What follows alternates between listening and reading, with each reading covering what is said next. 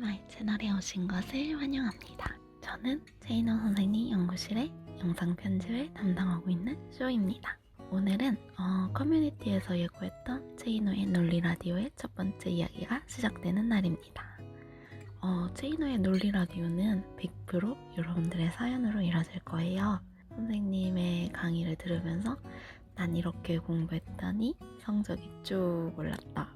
이런 성적 상승 후기도 좋고 뭐 꼭 성공담이 아니어도 강의 중에 들었던 쓴소리에 스스로가 극적인 변화를 하게 된 이야기도 좋고 뭐 이것저것 다 좋습니다. 여러분의 수강 후기가 제일 궁금하거든요.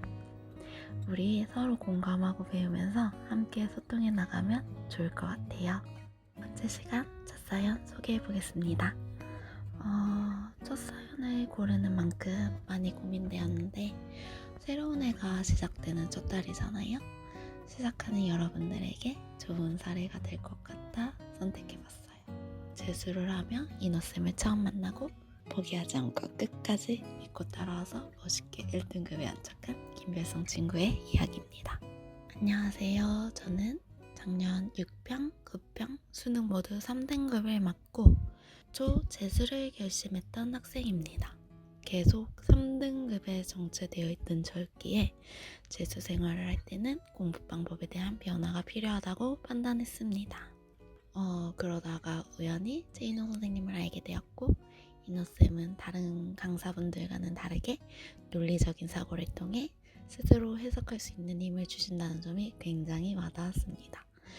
그로 인해 고3 시절 강사분들의 자료에 집착하고 문제만 많이 풀던 저의 국어 공부법을 반성하게 되었고 올해는 이노쌤을 믿고 따라가야겠다는 생각을 하게 되었습니다.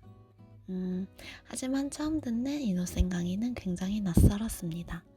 문학의 경우에는 EBS에 집착하지 않고 보기와 선택지들을 기준으로 사고하여 범주로 답을 판단하는 것과 비문학의 경우 첫 단락을 통해 범주를 파악한 후 예측하며 독해하는 방식이 체화하기도 어려울 뿐더러 이게 맞는 건가 자꾸 의심이 갔습니다. 다른 강사분으로 갈아탈까라는 생각도 들었지만 그럴 경우 작년과 달라질 게 없다는 생각에 꾸준히 이너쌤의 방식을 체화하고자 노력했습니다. 그러다 보니 언제부턴가 기출문제를 대하는 제 태도가 이너쌤과 많이 닮아가고 있다는 생각이 들었고 이대로만 꾸준히 하면 수능날에는 좋은 성과를 낼 수 있겠다는 확신이 들었습니다. 하지만 제 느낌과는 다르게 올해 본 6평, 9평도 3등급이 나왔습니다. 분명히 옳은 방법으로 제대로 하고 있는 것 같았지만 성적은 오르지 않으니 굉장히 불안했습니다.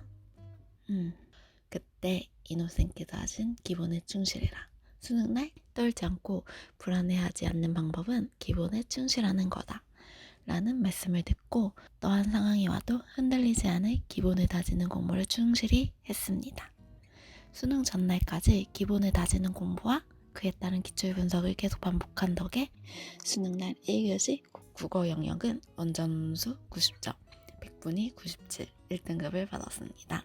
영원히 오를 것 같지 않던 3등급의 저를 가장 중요한 날 1등급을 받게 해주신 제이너 선생님께 감사의 말씀 전합니다. PS도 있어요. 재수 생활을 선생님과 함께 보내며 수능 국어 점수뿐만 아니라 인생의 많은 것을 배웠습니다. 정말 감사합니다. 어때요? 제가 김발성 친구의 이야기를 처음으로 들고 온 이유가 있어요. 재수를 시작하며 과감히 변화를 꾀한 것, 또 모의고사에서 당장 좋은 결과를 얻지 못했다고 해서 바로 포기하지 않은 것, 이 두 가지. 변화하겠다는 의지, 자신의 선택에 대한 확고한 신념? 너무 멋있지 않나요? 내가 해오던 패턴이 잘못되었음을 깨닫고 인정하는 거는 어렵고 이를 과감히 변화시키는 건 더 쉽지 않다고 생각해요. 별성 친구가 말한 것처럼 낯선 것, 이너쌤 강의처럼 낯선 것으로 변화하려고 할 때 어렵고 의심도 많이 들 거예요. 또 중요한 평가한 모의고사에서도 여전히 제자리라니 좌절감은 당연한 거고 불안감을 많이 힘들었을 텐데 저희도 가장 안타까운 게 이때인 것 같아요. 한 발짝만 더 나아보면 탁 하고 트일 포기의 순간이 올 텐데 이 시기에 포기하는 친구들이 정말 많죠.